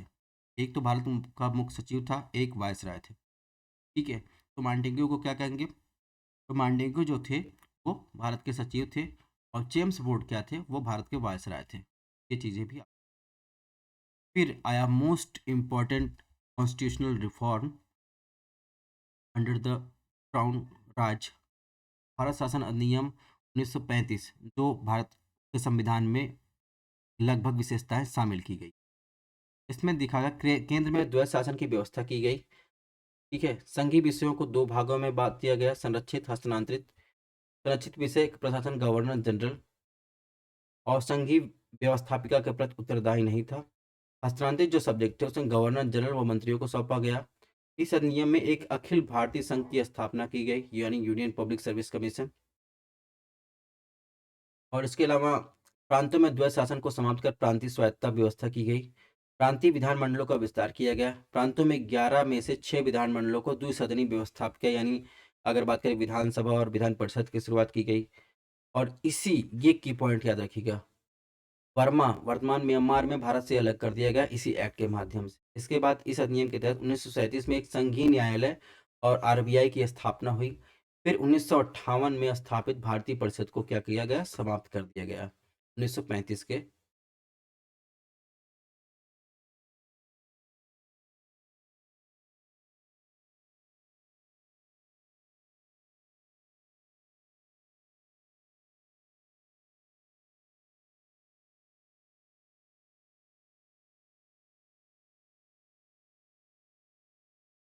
इसमें भारतीय परिषद को समाप्त किया गया यहाँ पर 1858 में स्थापित भारतीय परिषद को समाप्त कर दिया। ठीक है, इससे संबंधित क्वेश्चंस को देख लेते हैं, कौन कौन से क्वेश्चन पूछे गए। इसे पूछा है, इस अधिनियम के तहत केंद्रीय स्तर पर संघीय लोक सेवा आयोग, प्रांतों में प्रांतीय लोक सेवा आयोग की स्थापना की गई थी। चलिए इसका आंसर दीजिए। तो भारत शासन अधिनियम 1935 में यह स्थापना की गई थी। फिर आया भारत शासन अधिनियम 1935 के प्रमुख प्रावधानों के संदर्भ में निम्नलिखित कथनों पर विचार कीजिए। ऑप्शन 1, इस अधिनियम के द्वारा प्रांतों में द्वैध शासन की शुरुआत की गई थी। ऑप्शन 2, इस अधिनियम के द्वारा वर्ष 1858 में स्थापित भारतीय परिषद को समाप्त कर दिया गया। तो ऑप्शन 1 देखिए इसमें गलत है। द्वैध शासन की शुरुआत जो की गई थी वो प्रांतों में जो है 1919 में। ठीक है, और फिर समाप्त कब किया गया था? समाप्त कर दिया गया था 1935 में। ये चीज़ आपको ध्यान रखना है। और मैंने बताया अभी यहाँ पर हमने बताया, ये करेक्शन कर लीजिएगा, 1858 में जो है भारतीय परिषद को समाप्त कर दिया गया था। इसमें जो है ऑप्शन सी जो हो जाएगा वो सही हो जाएगा। नेक्स्ट क्वेश्चन की बात किसने पूछा है, निम्नलिखित में किस अधिनियम के तहत एक अखिल भारतीय संघ की स्थापना की गई थी? 1861, 1909, 1919, 1935। तो अभी मैंने बताया एक अखिल भारतीय संघ की स्थापना भारत शासन अधिनियम 1935 में की गई थी। ठीक है, सॉरी 39 में देखेंगे, निम्नलिखित में किस अधिनियम के तहत वर्मा वर्तमान म्यांमार को भारत से अलग कर दिया गया? तो बेफिक्र होकर आपको भारत शासन अधिनियम 1935 लगा के आना है। फिर आया 1935 के बाद one of the most and second most कह सकते हैं या फर्स्ट कह लीजिए भारत शासन अधिनियम 1947। इसमें दो नवगठित देशों के बीच बंगाल और पंजाब के प्रांतों का विभाजन किया गया। दोनों देशों में गवर्नर जनरल के कार्यालय के स्थापित किए जाएंगे। ये गवर्नर जनरल क्राउन के प्रतिनिधित्व करेंगे। 15 अगस्त 1947 को प्रभावी रूप से ब्रिटिश भारत के दो नए पूरी तरह से प्रभुत्व संपन्न उपनिवेश भारत और पाकिस्तान में विभाजित होगा। पूर्ण विधि निर्माण प्राधिकरण दो नए देशों के संविधान सभाओं के हाथों में सौंपा जाएगा। 15 अगस्त 1947 को रियासतों पर ब्रिटिश आधिपत्य समाप्त कर दिया जाएगा। ब्रिटिश शासक द्वारा भारत के सम्राट की पदवी को त्यागना होगा। इस अधिनियम के अंतर्गत दोनों देशों के बीच सशस्त्र बलों का विभाजन भी था। तो ये भी आपको करना है। ठीक है, तो इससे एक क्वेश्चन देख लेते हैं कि भारत स्वतंत्रता अधिनियम 1947 के प्रमुख प्रावधानों में निम्नलिखित कथनों पर विचार किया। ऑप्शन 1, इसके अंतर्गत ब्रिटिश शाही उपाधि को भारत का सम्राट शब्द समाप्त कर दिया गया था। इसने वायसराय का पद समाप्त करके गवर्नर जनरल का पद सृजित किया था। तो इसमें जो है दोनों सही है। ठीक है, ये बात हो गई, हमने देश को आज़ाद कराने का वाला एक्ट पारित करवा दिया है। अब देश को आज़ाद करवा दिया है, अब हम संविधान की तरफ बढ़ते हैं। तो पॉलिटी नोट्स 2 देखते हैं। नोट्स 2 में हम लोग क्या देखेंगे? सबसे पहले देश को आज़ाद करवा दिया, एक्ट संविधान बनना चालू हो गया। उसके पहले थोड़ा सा देख लेते हैं रियासतों का एकीकरण से पूर्व भारत की स्थिति क्या थी। तो रियासत जब भारत का 1947 में आज़ाद हुआ, उसके पहले क्या स्थिति थी रियासतों की? तो वो 4 श्रेणियों में विभाजित करके रखे गए थे। श्रेणी 1 में शामिल था उन राज्यों को रखा गया जो सीधे वायसराय के अधीन थे। श्रेणी 2 में रखा गया था, यानी श्रेणी बी की बात करें तो एक या एक से अधिक रियासतों को मिलाकर बनने वाला राज्य शामिल था। श्रेणी सी में, ठीक है, चीफ कमिश्नर या आयुक्त प्रांतों को रखा। श्रेणी डी में की बात करें तो अंडमान निकोबार द्वीप समूह को रखा गया था। तो ये श्रेणियां भी आपको ध्यान रखनी है। अब इसके बाद ये तो पहले की स्थिति थी। इसके बाद राज्य पुनर्गठन से संबंधित कुछ तथ्य भी देख लेते हैं ऐसे चलते चलते। भाषाई दृष्टि से राज्यों के गठन की मांग को ध्यान में रखते हुए 1947 में एस के धर आयोग का गठन किया गया। एस के धर आयोग का संबंध किससे है? भाषाई आधार पर राज्य पुनर्गठन संबंधित है। इसने भाषा के आधार पर राज्यों के गठन न रोकने की सिफारिश की। इसके बाद इनकी सिफारिशों को जात हेतु 1948 में जो है JPV समिति का निर्माण किया गया। इन समितियों को ध्यान रखना है, क्रम पूछेगा। ये क्वेश्चन आ चुके हैं स्टेट PCS में, UPSC में भी आ चुका है कि इन आयोग की स्थापना कब की गई थी या सबसे पहले कौन सा था। ये आयोग का नाम दे देगा किससे संबंधित थे। इसके बाद देखेंगे जो JPV समिति थी उसमें जवाहरलाल नेहरू, सरदार वल्लभ भाई पटेल, पट्टाभी सीतारामैया भी शामिल थे। तो JPV ने कहा कि भाषा को राज्य पुनर्गठन आयोग के आधार पर अव्यवहारिक है। ठीक है, इसके बाद 1 अक्टूबर 1953 में तेलुगु भाषा के आधार पर आंध्र प्रदेश जो है पहला राज्य गठन हुआ। फिर 1953 में फजल अली आयोग बना। ठीक है, और इसके अध्यक्ष फजल अली, दो अन्य सदस्य थे हृदयनाथ कुंजरू और KM पडिक्कर। ये भी आपको ध्यान रखना है। अब इनसे संबंधित कुछ क्वेश्चन देख लेते हैं। रियासतों के एकीकरण के पूर्व भारत में राज्य कितने श्रेणियों में बटा था? तभी मैंने बताया 4 श्रेणियों में। ठीक है, 1948 में गठित एस के धर आयोग ने किस आधार पर राज्यों के पुनर्गठन की बात कही? भाषाई आधार पर, प्रशासनिक आधार पर? चलिए बताएं किस आधार पर कही? तो प्रशासनिक आधार पर जो है बात की थी, भाषाई आधार पर नहीं बात की थी। तो यहाँ लिखे भाषा के आधार पर राज्यों का गठन न करने की बात की थी एस के धर आयोग ने। फिर नेक्स्ट क्वेश्चन की बात करें, इसने पूछा है कि निम्नलिखित में कौन राज्य पुनर्गठन से संबंधित JVP समिति के संबंधित नहीं है? JV कृपलानी, वल्लभ भाई पटेल, पट्टाभी सीतारामैया। तो आपको उत्तर बताना है। तो अगर बात करें तो JV कृपलानी इसमें संबंधित नहीं है। 2 और 3 सही है। अभी मैंने यहाँ दिखाया है कि जवाहरलाल नेहरू, वल्लभ भाई पटेल, पट्टाभी सीतारामैया ये जो है सम्मिलित। ठीक है, फिर नेक्स्ट क्वेश्चन देखेंगे। रियासतों के एकीकरण पूर्व भारत के चीफ कमिश्नर आयुक्तों को प्रांतों की श्रेणी बी में रखा गया था। रियासतों के एकीकरण के पूर्व भारत में अंडमान निकोबार द्वीप समूह श्रेणी सी में रखा गया था। तो ध्यान रखना है कि ग्रुप सी में चीफ कमिश्नर वाले स्टेट थे। ग्रुप बी में थे एक या एक से अधिक जो स्टेट को मिलाकर बना था। ग्रुप ए में थे सीधे वायसराय के अंतर्गत आते। ग्रुप डी में अंडमान निकोबार समूह वाले आते थे। तो इस प्रकार आप देखेंगे इसमें जो है कोई भी आंसर सही नहीं है। नेक्स्ट क्वेश्चन की बात किसने पूछा है, निम्नलिखित में कौन सा फजल अली आयोग से संबंधित है? फजल अली, पोट्टी श्री रामलू, के.एम. पडिक्कर। अभी हमने बताया कि फजल अली आयोग की बात करें तो फजल अली आयोग में फजल अली क्या थे? अध्यक्ष थे। उसके अलावा 2 और सदस्य शामिल थे, हृदयनाथ कुंजरू, के.एम. पडिक्कर। ठीक है, तो इसमें जो आंसर सही हो जाएगा इसमें होगा 1 और 3। इसके बाद कुछ और फैक्ट्स देख लेते हैं। जब हम लोग राज्य पुनर्गठन आयोग पढ़ ही रहे हैं तो कुछ और फैक्ट देख लेते हैं। 1 मई 1960 को बम्बई यानी बॉम्बे से महाराष्ट्र व गुजरात का पुनर्गठन हुआ, ध्यान रखिएगा, 1 मई 1960 को। फिर 18 दिसंबर 1961 को गोवा दमन दीव भारत संघ में पहली अनुसूची के अंतर्गत शामिल किया गया। वर्तमान टोटल कितनी? 12 अनुसूचियाँ हैं, पहले कितनी थी? 9 थी। 1 दिसंबर 1963 में नागालैंड का गठन किया गया। 1 नवंबर 1966 में पंजाब राज्य पुनर्गठन करके हरियाणा, पंजाब और चंडीगढ़ यूटी का गठन किया गया। 1969 में मद्रास के तमिल भाषी राज्यों कई क्षेत्रों को मिलकर तमिलनाडु बनाया गया। 25 जनवरी 1971 को हिमाचल प्रदेश का गठन हुआ। 1972 में आप देखेंगे तो मणिपुर, मेघालय, त्रिपुरा का गठन हुआ। 26 अप्रैल 1975 को 36वें संविधान संशोधन 1975 द्वारा सिक्किम को भारतीय संघ में शामिल किया गया। इसके बाद 20 फरवरी 1987 में मिजोरम और अरुणाचल प्रदेश का गठन किया गया। फिर आया मौका 30 मई 1987, गोवा को क्या किया दिया? पूर्ण राज्य का दर्जा दिया गया और भारत का ये 25वां राज्य बना।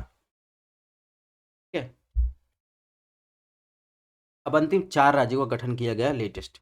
26वां राज्य बना छत्तीसगढ़, 1 नवंबर 2000 को मध्य प्रदेश से अलग होकर। 27वां बना उत्तराखंड, 9 नवंबर 2000 को उत्तर प्रदेश से अलग होकर। 28वां राज्य बना झारखंड, 25 नवंबर 2000 को बिहार से अलग होकर।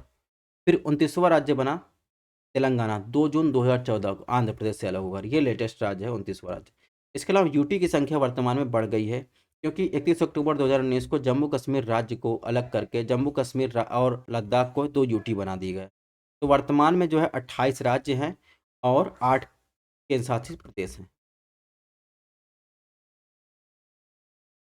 ठीक है, और 9 थे। अभी हाल ही में जब आप देखेंगे तो इस विधेयक के द्वारा जो है क्या किया गया, दादरा नगर हवेली और दमन दीव को आपस में क्या किया? विलय कर दिया गया। इस प्रकार जो है 8 ही यूटी बचे। ठीक, अगर विलय ना किया गया होता तो ये कितने होते? 9 होते। ये भी ध्यान रखना है। अब इसमें एक क्वेश्चन पूछा गया, निम्नलिखित में किस राज्य का गठन सबसे अंत में किया गया था? आंध्र प्रदेश, महाराष्ट्र, नागालैंड, गुजरात। वैसे तो आप तेलंगाना बता सकते हैं, 2014 में किया गया था, लेकिन इसमें ऑप्शन है ही नहीं। तो इस ऑप्शन के अकॉर्डिंग बताइए आप कौन सा जो है सबसे लास्ट में किया गया था। इस ऑप्शन के अकॉर्डिंग देखेंगे 1 दिसंबर 1963 में आप देखेंगे तो नागालैंड का गठन किया गया। इसके अलावा अगर बात करें तो आंध्र प्रदेश का गठन आप देखेंगे सबसे पहले भाषाई आधार पर गठन किए गए थे 1 अक्टूबर 1953 में। महाराष्ट्र और गुजरात देखेंगे तो 1 मई 1960 में गठन किया गया था। ठीक है, ये भी महाराष्ट्र गुजरात दोनों साथ में थे। महाराष्ट्र, गुजरात, हरियाणा, पंजाब, ये इसके अलावा अगर देखेंगे तो हरियाणा, पंजाब, छत और ये चंडीगढ़ की बात करें तो इनका गठन जो है 1 नवंबर 1960 में ही किया गया। ये 1 मई 1960 थे, महाराष्ट्र गुजरात, ये 1 नवंबर 1960। ये चीज़ें भी आपको ध्यान। अब थोड़ा सा देख लेते हैं संविधान निर्माण की प्रक्रिया। अब तक तो हमने ये राज्यों को ये सब करके अलग करवा दिया। अब देखते हैं संविधान निर्माण की प्रक्रिया को देख। तो संविधान निर्माण की प्रक्रिया में कुछ बातें, चुनिंदा बातें आपको ध्यान रखना है। जैसे कैबिनेट मिशन आया, उसकी संस्तुति के आधार पर 1946 में संविधान सभा का गठन किया गया।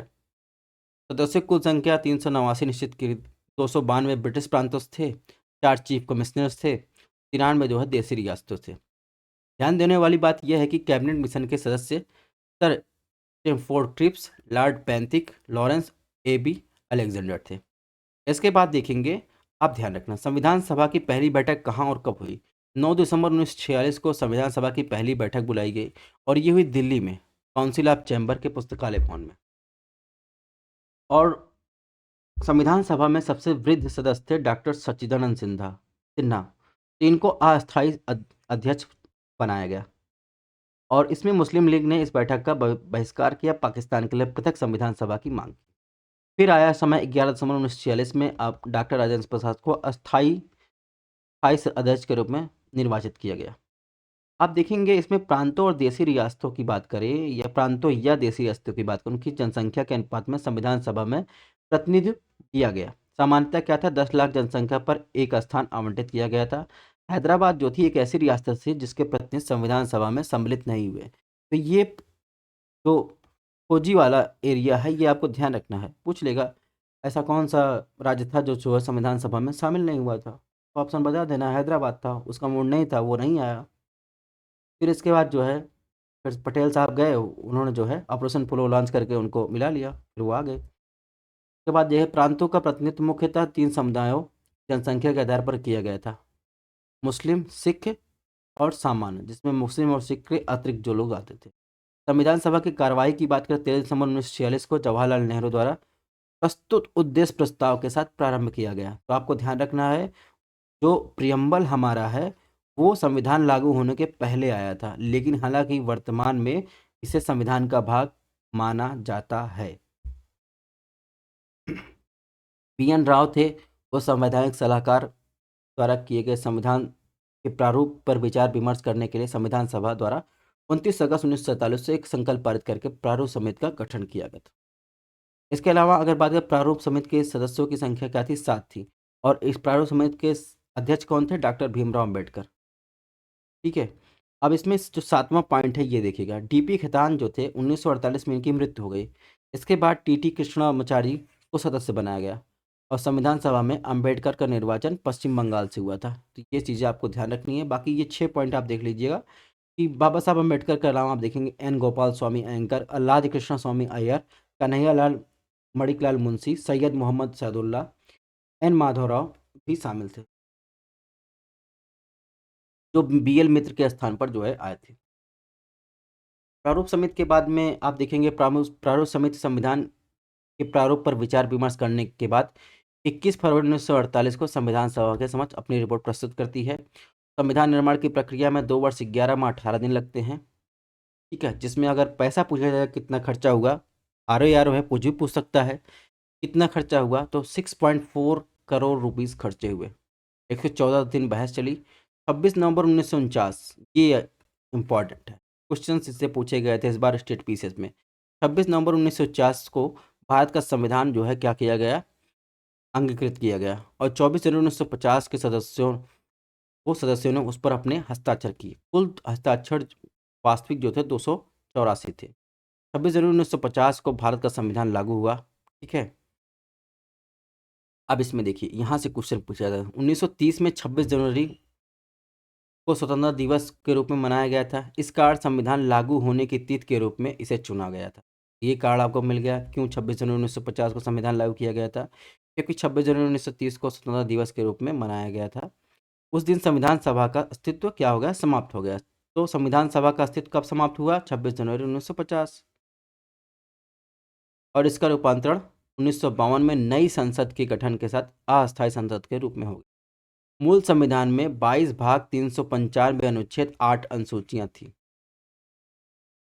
है, तो ये चीज़ें आपको ध्यान रखें। वर्तमान में ये अपडेट हो चुका है।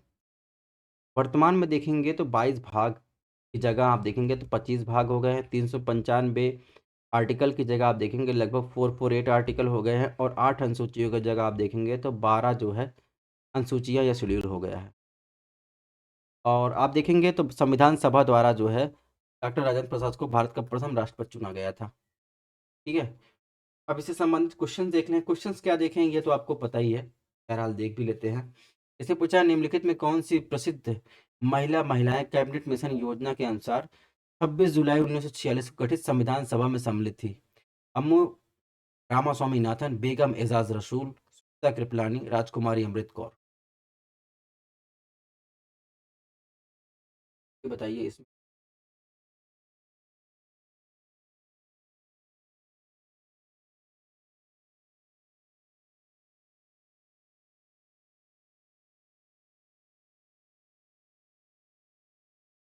तो देखा जाए इसमें जो है कैबिनेट मिशन योजना के अनुसार जो जुलाई 1946 में संविधान सभा का गठन हुआ था उसमें जो महिलाएं शामिल थी ये चारों शामिल थी। ठीक है, इसके बाद अगर पूछे तो निम्नलिखित में कौन भारतीय संविधान के सुलेख थे, सुलेखक, यानी किसने लिखा था अपने सुंदर सुंदर हाथों से, एकदम मनमोहक अंदाज में लिखा था। तो इसका जो आंसर होगा प्रेम बिहारी रायजादा जो थे उन्होंने सुलेख किया। इसके अलावा एच बी अयंगर और एस एन मुखर्जी, और एच बी अयंगर की बात करें तो ये संविधान सभा के सदस्य थे, और एस एन मुखर्जी जो थे इन्होंने मुख्य रूप से ये ड्राफ्टिंग मैन कहा गया इनको, ये क्या किए, संविधान की ड्राफ्टिंग किए। बी एन राव की बात करें तो बी एन राव जो थे वो संवैधानिक सलाहकार थे। तो इसमें आपको ध्यान रखना सुलेख का काम जो है रास बिहारी रायजादा ने किया। निम्नलिखित में किसने भारतीय संविधान के मूल संस्करण को हिंदी में सुलेखन किया, ये भी क्वेश्चन पूछा जा सकता है। तो हिंदी में सुलेखन जो किया था तो इन्होंने इंग्लिश में लिखा था, वसंत कृष्णदेव वैद्य ने। और नंदलाल बोस और बी आर सिन्हा की बात करें तो इन्होंने क्या किया था, सौंदर्यीकरण का काम किया था, संविधान के सौंदर्यीकरण का काम किया था।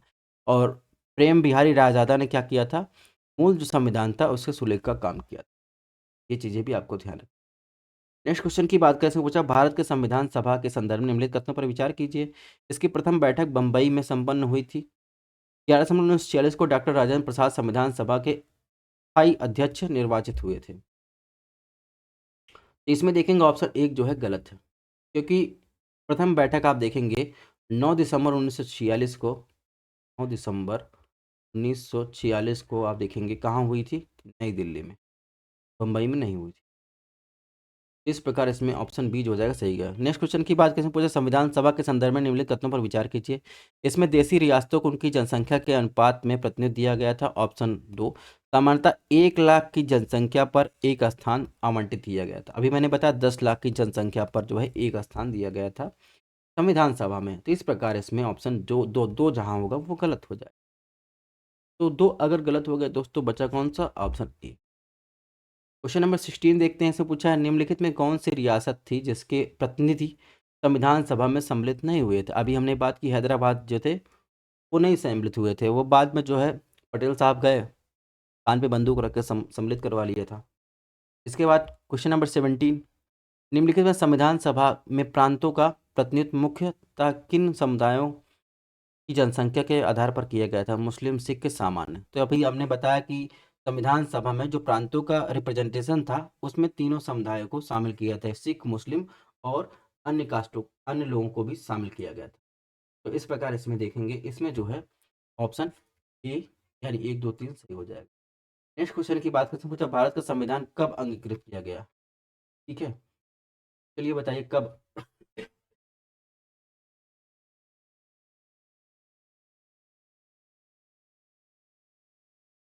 कब अंगीकृत किया गया। तो अभी हमने बताया कि 26 नवंबर 1949 को जो है भारतीय संविधान को अंगीकृत किया गया था। तो ये चीज़ें आपको ध्यान रखना है, प्रस्तावना में भी इसका उल्लेख किया गया है कि एक्ट किया गया है 26 नवंबर 19। ये चीज़ें आपको अपनी खोपड़ी में बैठा के रखनी है। अब क्वेश्चन नंबर 23 की बात करें। 23 में पूछा है, दो वक्तव्य दिए हैं, कथन दिया गया है, कार्ड दिया है। कथन में पूछा है कि 26 नवंबर 1950 को भारतीय संविधान लागू करने की तिथि के रूप में चुना गया। कार्ड बताया गया, भारतीय राष्ट्रीय कांग्रेस द्वारा वर्ष 1930 में 26 जनवरी को स्वतंत्रता दिवस के रूप में मनाया गया था, इसलिए क्या किया है, 26 जनवरी 1950 को भारतीय संविधान लागू करने की तिथि निर्धारित की। बात बिल्कुल सही है, अभी हमने इसके बारे में बात ही की। क्वेश्चन नंबर 24 की बात करें, इसमें पूछा है निम्नलिखित में किस तिथि को भारतीय संविधान सभा का अस्तित्व समाप्त हो गया। तो जब संविधान लागू हुआ तो अस्तित्व समाप्त हो गया। 26 जनवरी 1950 को देखिए, पूरा अंगीकृत करने के बाद जो फाइनली सब लोग साइन ऑन कर दिए, 26 जनवरी 1950 में जो है समाप्त हो गया इसका संविधान सभा। 1952 में देखिए प्रथम अस्थायी जो है समिति या कह सकते हैं संसद का गठन हुआ, राजेंद्र प्रसाद को पहला राष्ट्रपति चुना। नंबर 25 देखते हैं। 25 में पूछा है, निम्नलिखित कथनों पर विचार कीजिए। भारत के मूल संविधान में कुल 20 भाग, 395 अनुच्छेद, 8 अनुसूचियां थी। ऑप्शन दो, संविधान सभा के द्वारा डॉक्टर राजेंद्र प्रसाद को भारत का प्रथम राष्ट्रपति चुना गया था, ये बात सही है। और मूल भाग की जहाँ तक बात करें तो इसमें जो है 20 भाग नहीं थे, 22 भाग थे। कुल जो है 22 पार्ट में ये डिवाइड था। वर्तमान में कितना है, 25। और आर्टिकल कितने हैं, 448 है। और शेड्यूल की बात करें, अनुसूचियों की बात करें, 12 है। ठीक है, तो इस प्रकार इसमें देखेंगे ऑप्शन बी। तो इसमें कुछ फैक्चुअल इन्फॉर्मेशन और दी गई है कि महत्वपूर्ण समितियां, उनके अध्यक्ष कौन थे। जैसे अगर बात की जाए प्रक्रिया विषयक नियमों संबंधित समिति डॉक्टर राजेंद्र प्रसाद, संचालन समिति के भी अध्यक्ष जो थे राजेंद्र प्रसाद थे, वित्त स्टाफ समिति के स्टाफ के भी राजेंद्र प्रसाद थे, प्रत्यय पत्र संबंधी समिति अल्लादी कृष्ण स्वामी अय्यर थे, आवास समिति के पी पट्टाभी सीतारामैया, कार्य संचालन समिति के एम मुंशी, राष्ट्रीय ध्वज संबंधी तदर्थ समिति के राजेंद्र प्रसाद थे। के बाद संविधान सभा के कार्यकाल संबंधी समिति के अध्यक्ष जीवी मावलंकर थे, राज्य संबंधी समिति के जवाहरलाल नेहरू थे, मौलिक अधिकार अल्पसंख्यक जनजाति अपवर्जित क्षेत्रों संबंधी जो सलाहकार थी, सबसे बड़ी समिति थी, उसके अध्यक्ष थे सरदार वल्लभ भाई पटेल, मौलिक अधिकारों संबंधी उप समिति के अध्यक्ष थे JV कृपलानी, पूर्वोत्तर सीमांत जनजाति क्षेत्रों में असम के अपवर्जित और आंशिक रूप से अपवर्जित क्षेत्रों उप समिति के अध्यक्ष थे गोपीनाथ बरदोलई। ये चीज़ें आपको ध्यान रखना है। इसके अलावा कुछ समितियां और है, जैसे संघीय शक्तियों संबंधी समिति जवाहरलाल नेहरू, संघीय संविधान संबंधी जवाहरलाल नेहरू, प्रारूप समिति के अध्यक्ष डॉक्टर BR अम्बेडकर। अब कुछ और फैक्ट देख लेते हैं। भारत की संविधान सभा की बात करें, स्थापना कैबिनेट मिशन योजना 1946 के तहत कुल सत्र कितना हुए 11, विशेष सत्र 12, प्रथम सत्र का जो है 9 से 23 सितंबर 1946 तक चला, 11वां सत्र जो था 14 से 26 नवंबर 1949 तक चला, विशेष सत्र हुआ 24 जनवरी 1950। इतना फैक्चुअल इन्फॉर्मेशन आपको एक जगह मिल रहा है, PDF जरूर पढ़िएगा, ठीक है। इस तरह आपका पूरा पॉलिटी कवर हो जाएगा। अब इसमें क्वेश्चन पूछा गया, संविधान सभा के संदर्भ में निम्नलिखित कथनों पर विचार कीजिए। MN रॉय के संवैधानिक सलाहकार थे। यहाँ पर देखिए MN रॉय लिखा है, ठीक है, BN रॉय नहीं लिखा है। तो BN रॉय नहीं लिखा है, हम इसको सही नहीं मानेंगे, ठीक है, क्योंकि MN रॉय जो थे वो मानवेंद्र रॉय इनका नाम था, वे स्वतंत्रता संग्राम सेनानी के क्रांतिकारी थे। BN रॉय थे वो संवैधानिक सलाहकार थे। मैं ऑप्शन 1 जहाँ हूँ उसको। ऑप्शन 2, इसकी प्रारूप समिति के अध्यक्ष के रूप में डॉक्टर भीमराव अम्बेडकर को चुना गया। तो ये बात बिल्कुल सही। नेक्स्ट क्वेश्चन देखेंगे, निम्नलिखित में कौन सा प्रारूप समिति के सदस्य थे। N गोपाल स्वामी अयंगर, अल्लाद कृष्ण स्वामी अय्यर, सैयद मोहम्मद सादुल। तो आपको बताना है कौन प्रारूप समिति के सदस्य।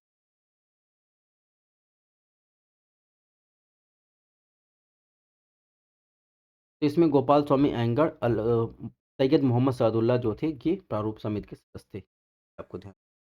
नेक्स्ट क्वेश्चन की बात करें तो निम्नलिखित में किसके मृत्यु के बाद प्रारूप समिति के सदस्य में TT कृष्ण स्वामी कृष्णाचारी को चुना गया।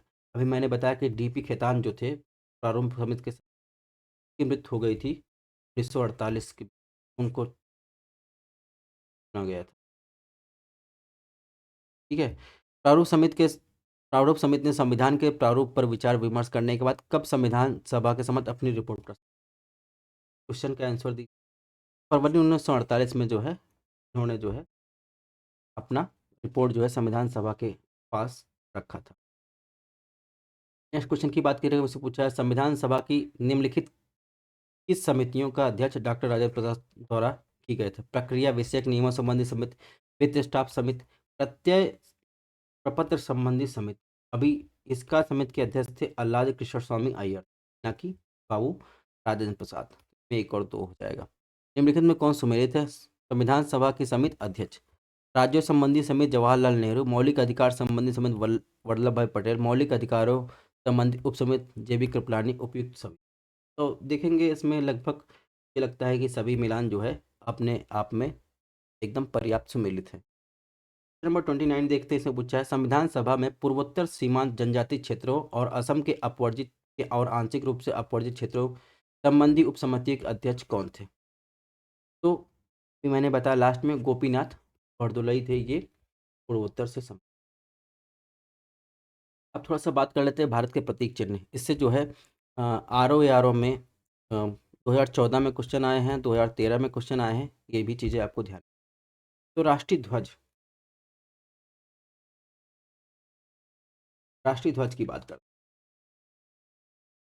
प्रतीक चिन्ह की बात करें तो प्रथम राष्ट्रीय ध्वज जो है 7 अगस्त 1906 को पारसी बागान चौक में कलकत्ता में फहराया गया था। द्वितीय बार राष्ट्रीय ध्वज जो है पेरिस में मैडम कामा द्वारा 1907 में फहराया गया था। इसके बाद भारत की संविधान सभा ने राष्ट्रीय ध्वज का वर्तमान स्वरूप 22 जुलाई 1947 को अपनाया था। राष्ट्रीय गान और राष्ट्रीय गीत, इन दोनों में आपको अंतर तो पता ही होगा। राष्ट्रीय गान की बात करें, इसे इंग्लिश में कहते हैं नेशनल सॉन्ग। और राष्ट्रीय गीत की बात करें, इसे क्या कहते हैं? National anthem. नेशनल एंथम आप बताइए कब कब गाया जाता है? नेशनल एंथम देखेंगे तो जैसे अगर भारत का कोई, जैसे प्रधानमंत्री गए बाहर तो राष्ट्रीय गीत गाया जाता है। ठीक है, लाल किले में राष्ट्रीय गीत गाया जाता है।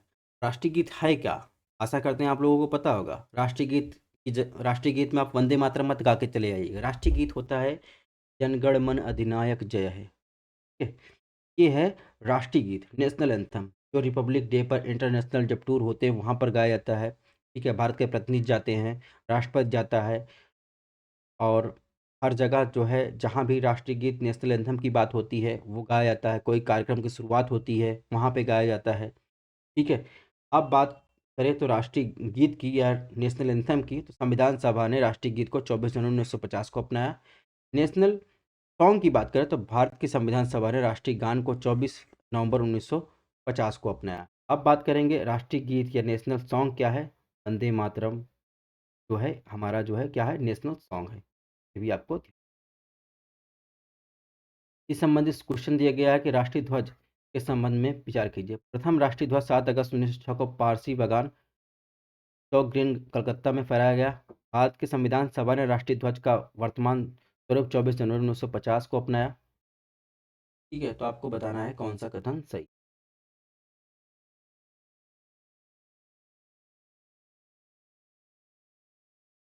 चलिए फटाफट आंसर दीजिए।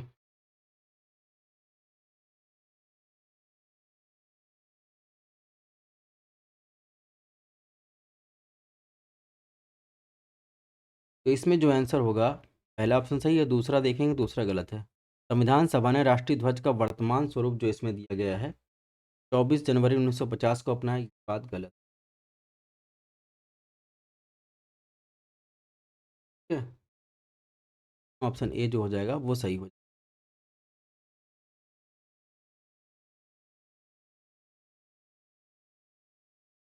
यहाँ पर देखिए, भारतीय संविधान सभा ने राष्ट्रीय ध्वज का जो वर्तमान स्वरूप है 22 जुलाई 1947 को अपनाया था। इसमें क्या दिया गया है? 24 जनवरी 1950 दिया गया। जुलाई 1947 होता तो हम लोग सही मान लेते। नंबर 33 की बात करें, इसमें पूछा है भारत के संविधान सभा ने राष्ट्रीय गान, यानी राष्ट्रीय गान का मतलब क्या होता है? Song, national song, sorry national anthem. National anthem, राष्ट्रीय गान का मतलब नेशनल एंथम को 24 जनवरी 1950 को अपनाया था। और भारत के संविधान सभा ने राष्ट्रीय गीत यानी नेशनल सॉन्ग को 24 जनवरी 1949 को अपनाया। तो अभी हमने बताया कि दोनों को जो है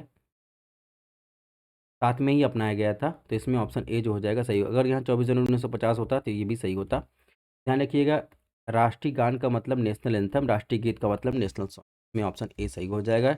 24 जनवरी 1950 को दोनों को अपनाया गया। अब थोड़ा सा बात कर लेते हैं कि भारतीय संविधान पर विश्व के संविधानों का प्रभाव की बात कर लेते हैं। तो विधि का शासन, संसदीय शासन, एकल नागरिकता, विधि निर्माण प्रक्रिया, ये ब्रिटेन से लिया गया है। आर में पूछा जाता है हर साल। संघ राज्य की सेपरेशन ऑफ पावर, राष्ट्रपति की आपातकालीन शक्ति, अल्पसंख्यक वर्गों के हितों की रक्षा, उच्चतम न्यायालय के निचले स्तर पर न्यायालयों पर नियंत्रण, केंद्रीय शासन, राज्य शासन में हस्तक्षेप, व्यवस्थापिका 2 सदन, ये सब भारत शासन अधिनियम 1935 से लिया गया है। ठीक है, एक क्वेश्चन देख लेते हैं कि निम्नलिखित में कौन सा प्रावधान भारत के ब्रिटेन से ग्रहण किया है? विधि का शासन, एकल नागरिकता, विधि निर्माण प्रक्रिया, कौन सा कथन सही है? तो अभी देखिए इसमें जो है तीनों ऑप्शन जो है ये तीनों ब्रिटेन से लिए। स्विट्जरलैंड से क्या लिया गया है? संविधान में सभी सामाजिक नीतियों के संदर्भ में निर्देशक तत्वों के उपबंध, प्रस्तावना, मौलिक अधिकार, स्वतंत्र न्यायपालिका, जुडिशियल रिव्यू, सर्वोच्च न्यायालय के न्यायाधीशों को पदमुक्त, राष्ट्रपति की कार्यपालिका का प्रमुख और उप प्रधानमंत्री, उच्च सदन का पदेन अधिकारी, ये सब कहाँ से लिए गए? यूएस से लिए। मौलिक कर्तव्य प्रस्तावना के न्यायिक दर्शन की बात करें तो यूएसएसआर से लिया गया था। इसके अलावा डीपीएसपी की बात करें, राष्ट्रपति के निर्वाचन, उस सदन के सदस्यों के नामांकन, ये सब आयरलैंड से लिया गया है। ठीक है, इससे संबंधित कुछ क्वेश्चन देख लेते हैं। ऐसे पूछा, निम्नलिखित में कौन सा प्रावधान भारतीय संविधान के ने संयुक्त राज्य अमेरिका से ग्रहण नहीं किया? चलिए बताइए कौन सा प्रावधान नहीं ग्रहण किया है? डीपीएसपी, प्रस्तावना, सदन, न्यायपालिका, उप प्रधानमंत्री, उच्च सदन के पदेन अधिकारी होते हैं। तो आपको बताना है कौन सा प्रावधान नहीं ग्रहण किया। तो इसमें ये उप प्रधानमंत्री उस सदन के पदेन अधिकारी होते ये तो यूएसएस से ग्रहण किया स्वतंत्र न्यायपालिका का ये भी। और डीपीएसपी की बात करेंगे, डीपीएसपी किससे ग्रहण किया गया है? प्रस्तावना भी आप देखेंगे तो वहीं से ग्रहण की गई, उससे प्रस्तावना।